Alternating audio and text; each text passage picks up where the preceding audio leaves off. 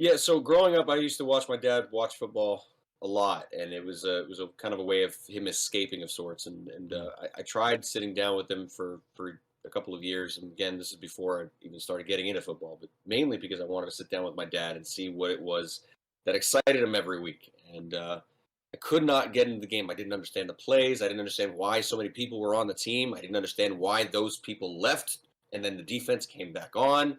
I didn't understand what is special teams. And immediately I thought at the time that special teams meant that they were abled, they were disabled.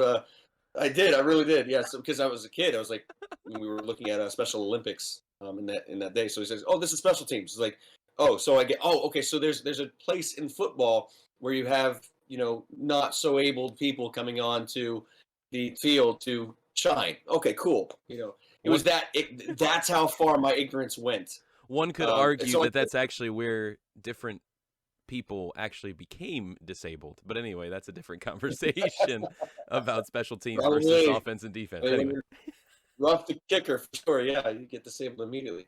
But no, that's how far. But that's just an illustration of how far my ignorance really went. And then we moved to Maine.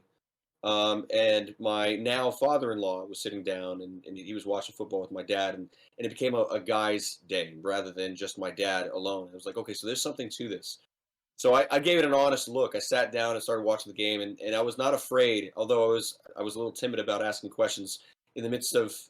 So my dad was actually in one of the rarest moods, a teaching moment, and so I sat down. I said, okay, how many players are on the team and why? And so I asked questions, and I started really getting interested in. Oh, that's how the game's played, and then I found myself compelled to jump up and scream and celebrate when I started seeing. Oh, because I now know the rules of the game. Mm. And that kind of goes along with the conversation that I had with our youth about worldview, but that's a side note.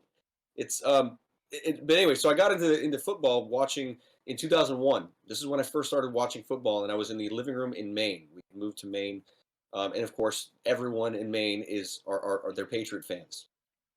And I watched in 2001 as Bledsoe hit the field, Mm. and I saw how the game was being played, and it was really cool. And then at game 11, he got taken out, and Brady took the field. And the moment Brady took the field, Bledsoe saw the field, I think, one more time, and it was for a short period.